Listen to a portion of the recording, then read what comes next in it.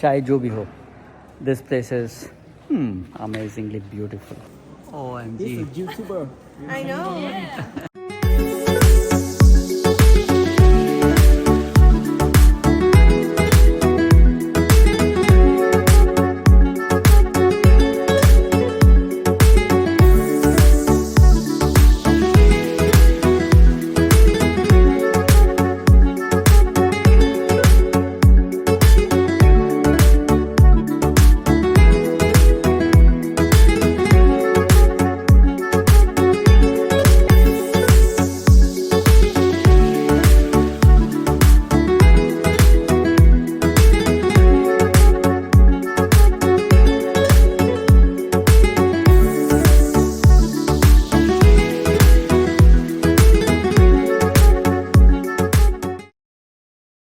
गाड़ी तो बढ़िया है। ऑलराइट, तो आज हम जा रहे हैं अलोंग वे। ये एक पूरे दिन का पैकेज है और सुबह करीब 8 बजे आपको पिकअप करते हैं। तो जब तक सारे पैसेंजर्स को पिकअप करते हैं लगभग करीब 45 मिनट्स तो हो ही जाता है और शाम के करीब 8:30 से 9 बजे तक वापस आ जाना चाहिए सिटी। ABF ट्रैवल्स बेंगलुरु से इसकी बुकिंग मैंने करवाई थी। 2 लोगों का मुझे पड़ा 7,140 यानी पर पर्सन करीब 3,570। क्लूक में मुझे पड़ रहा था 4,000 सेविंग्स ऑफ ₹470 पर हेड। एक इंग्लिश स्पीकिंग टूर गाइड आपके साथ दिन भर रहता है, आपको गाइड भी करता है और इंटरेस्टिंग जानकारी भी बताता है। जब आप हेलॉन्ग वे की टिकट बुक करते हैं तो 3 different routes route 1, route 2 and route 3 आपको दिखेंगे। रूट 1 करीब 4 घंटे का पैकेज है। रूट 2 जिसमें आज हम जा रहे हैं करीब 6 से 8 घंटे का पैकेज रहेगा। रूट 3 2 days 1 night का पैकेज होता है। Route 2 is the most preferred among the tourist. Packages का एक तो वो रहता ही है, कहीं ना कहीं आपको लेके जाते हैं। तो अभी ये पर्ल म्यूज़ियम लेके आए हैं। वियतनाम में कोई भी पैकेज क्यों ना हो, उनमें मार्केटिंग और कमीशन के तहत आपको कहीं ना कहीं ऐसी जगह ले जाते हैं। You just can't help it. आपको सीधे डेस्टिनेशन कभी नहीं ले जाया जाएगा। पर्ल कैसे बनता है, क्या टेक्निक आजकल यूज़ हो रही है, ताकि जो प्रोडक्शन टाइम जो जनरली 5 से 7 साल पहले हुआ करता था, अभी 2 या 3 साल के अंदर ही पर्ल्स बनने लगे हैं। तो ये सारी जानकारी आपको यहाँ मिल जाएगी। इनके शोरूम से आप यहाँ से पर्ल्स भी खरीद सकते हैं। लगभग आधा पौने घंटे के बाद हम यहाँ से निकल पड़ते हैं। ये है अलोंग वे और यहाँ से अपनी जर्नी शुरू होती है। होटल से हम लोग करीब 8 बजे निकले थे और यहाँ पे करीब 12 बज रहे हैं, तो टोटल 4 घंटे लग गए। पैसेंजर्स के लिए वेट करना, पर्ल एक्टिविटी, ट्रैफिक, टाइम तो लग ही जाता है। खैर, यहाँ बिना टाइम वेस्ट किए हम अपनी क्रूज़ की तरफ बढ़ते हैं। हर पैसेंजर को उनकी टिकट देकर और वेरिफिकेशन के बाद हम आखिर अपनी क्रूज़ तक पहुँच ही जाते हैं। बिना कुछ डिले या देरी के क्रूज़ शुरू भी हो गई है। क्रूज़ देख दिल तो खुश हो गया। सोचा ना था कि अंदर से इतना पॉश होगा। काफ़ी लिमिटेड लोगों का ग्रुप है। मैं सोच रहा था काफ़ी लोग क्रूज़ में रहेंगे अलग अलग ग्रुप से, but literally a very small group of people, so I'm sure we'll have fun. Nice way to welcome. Food arrangement was very good. Food decoration was so amazing कि भूख की शुरुआत तो इस अरेंजमेंट को देखते ही हो गई थी। जैसा कि हम अक्सर देखते हैं, veg and non veg food items were kept separate और हमें पहले से ही बता दिया गया था। मैं भी झटपट अपनी प्लेट लेकर आ गया। Food is good. Veg option तो लिमिटेड है बट मैनेजेबल एंड नाइस। पेट तो भर जाएगा। आप चाहे यहाँ पे बैठ के खा सकते हैं या फिर ऊपर क्रूज़ पे बैठ के आराम से इस ब्यूटीफुल जगह का मज़ा लीजिए और अपना लंच एंजॉय कीजिए। This rock looks like the neck and head of A chicken, इसलिए इसका नाम पड़ गया चिकन आइलैंड। इस व्यू से ऐसा मालूम पड़ता है कि दोनों चिकन आपस में लड़ रहे हों। अब इस व्यू को ध्यान से देखिएगा, मानो दोनों चिकन अब आपस में किस कर रहे हों। This place is amazingly beautiful. इस आइलैंड का यह पर्टिकुलर व्यू आपको वियतनाम की 200 के VND करेंसी नोट में भी देखने को मिल जाएगा। आप बस इस खूबसूरती को निहारते रहिएगा। सफर तो बस अब शुरू हुआ ही था और हम शायद फिदा हो गए हलोंग बे की खूबसूरती देखकर।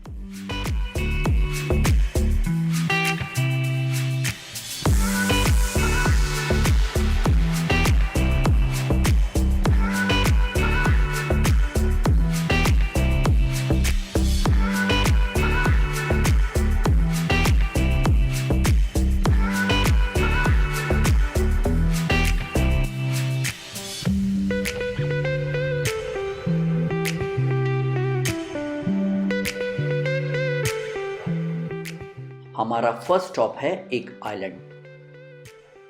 लोग जिस आइलैंड में आए हैं ये है टी टॉप आइलैंड, और इसका नाम इसलिए पड़ा क्योंकि सोवियत यूनियन के एस्ट्रोनॉट थे। सोवियत यूनियन से अच्छे रिश्ते बनाने के लिए वियतनाम ने इस आइलैंड का नाम ही टी टॉप आइलैंड रख दिया। जब तक आपके क्रूज के बाकी पैसेंजर्स आते हैं, इस जगह की खूबसूरती का मज़ा लीजिए। तो हम लोग स्टेप्स लेके माउंटेन के ऊपर चढ़ रहे हैं। करीब 400 स्टेप्स है और 50 मिनट का समय दिया गया है नीचे क्रूज़ के पास आने के लिए। जैसे जैसे आप ऊपर चढ़ रहे थे यह जगह और भी खूबसूरत लग रही थी। चारों तरफ यहाँ इतने सारे आइलैंड्स, OMG।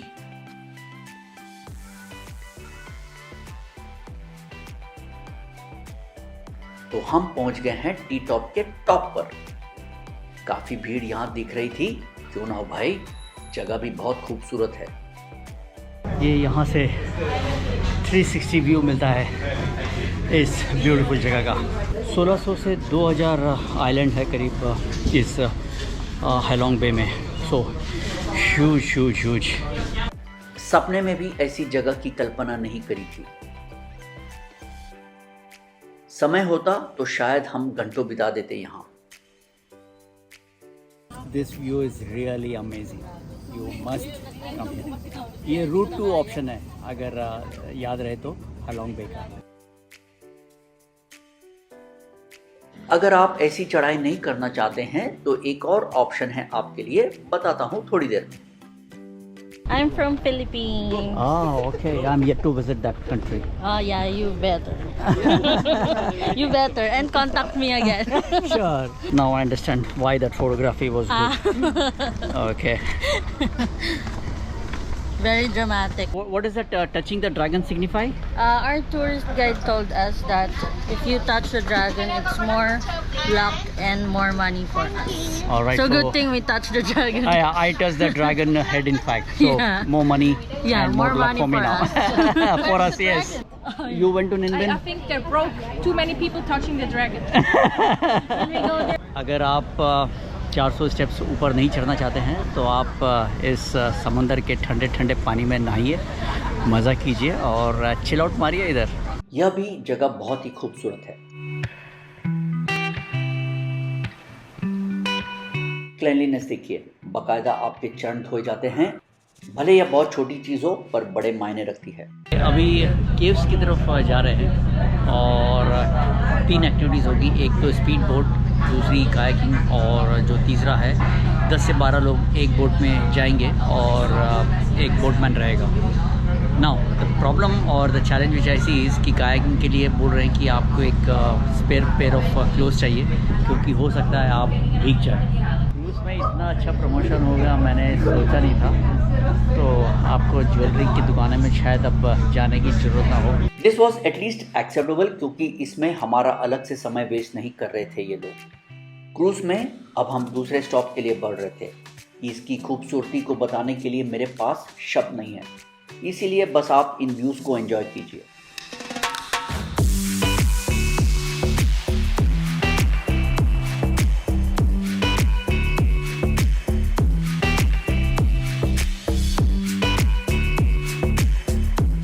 इस दूसरे स्टॉप में एक बोटिंग एक्टिविटी रहेगी। पहले यहाँ पर आपको 2 ऑप्शंस दिए जाते हैं।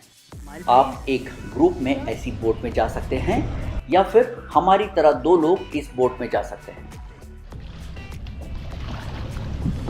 और हम यह कायाकिंग बोट ले निकल पड़े। ऐसा मौका थोड़े ही बार बार आता है। मेकोंग डेल्टा या फोंगना केव्स में भी कायाकिंग बोट्स देखी थी पर मौका नहीं मिला, इसीलिए यहाँ इसे चलाने का पूरा जोश था। One more time. एक आदमी 2 आदमी का बोझ उठा रहा था। कुछ इंडियंस मिल गए थे तो थोड़ी हंसी मजाक हो गई। मैडम नहीं चप्पू नहीं चला रही ना। चप्पू चला रही तो हिल रही है बोझ। बस अब बेयर करना पड़ेगा सर, क्या करें। अब फुल स्पीड से। हाँ ले मेरी फोटो लो। हेलो। देखिए भाई, कायाकिंग का मज़ा ही कुछ अलग है। चप्पू मैं चला रहा हूँ, अब सीख गया हूँ लेफ्ट राइट थोड़ा बहुत, और अब स्पीड पकड़ रहा हूँ। देखिए Still go. You leave it and it sinks.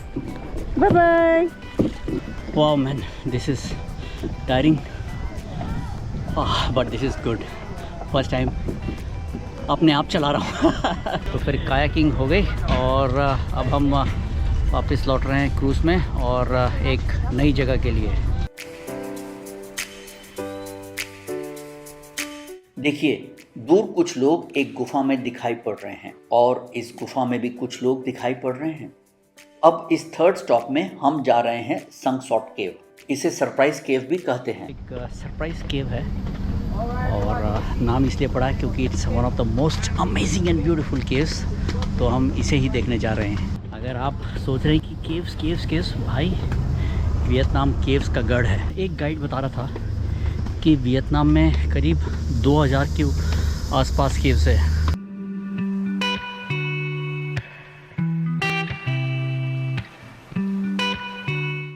जैसे ही केव के अंदर जा रहा हूँ, एक बढ़िया ठंडी हवा आ रही है, बहुत ही अच्छा लग रहा है। और बाहर की गर्मी और जब अंदर जाता है एक ठंडक महसूस होती है, बहुत ही अच्छा लगता है। यह भी काफ़ी बड़ी गुफा है।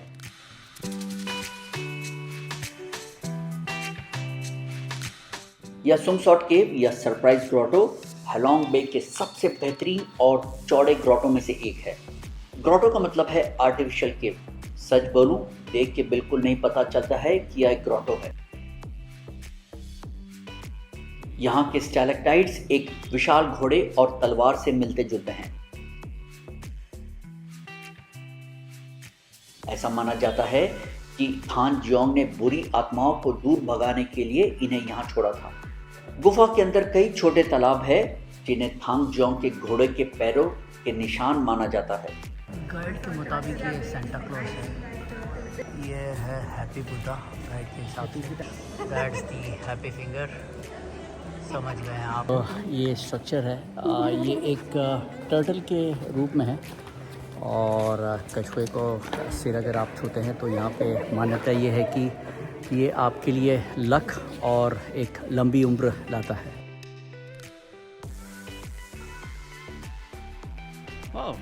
काफ़ी लोग आते हैं इस केव में, और क्यों ना हो, हैलोंग बे एक काफ़ी पॉपुलर जगह है वियतनाम में। Now looks like we are going back to the cruise, but हाँ वॉकिंग काफ़ी थी तो शायद वो हिसाब से इन्होंने बता दिया होगा कि भाई ये लगभग 2 किलोमीटर का आपको चलना होगा, but not inside the cave. Cave तो बहुत छोटी है, आधा किलोमीटर या पौना kilometre maximum. In my view आपको एक बार वियतनाम की ट्रिप प्लान करनी चाहिए। देखिए सिंगापुर गया था, that is a man made beauty, और यहाँ पे आप जो भी देख रहे हैं it's the god made beauty. कब हम इस क्रूज के लोगों के साथ घुल मिल गए पता ही नहीं चला। कैसा है? मैं अच्छा है। अच्छा है। You're from which country? Australia. Australia, wow. Good at cricket. Indonesia, wow. Philippines, oh, that's still in my wish list. Portugal. Yelindamma nivu? Bengaluru, Namma Bengaluru. You're from Japan, right? Yes. Philippines. Hot lemon tea होती है वो हुआ करती है, but it was nice. कुछ cookies दिए हैं और they gave some wine to the people who wanted wine and tea, so it was a mix of both wine and tea and then some cookies. So I must say it was a fantastic experience to be part of this cruise and this group here. चाहे जो भी हो, social media में क्यों ना इसे overrated crowded place कहा गया हो, we thoroughly enjoyed this trip and I will strongly recommend that you too visit Halong Bay.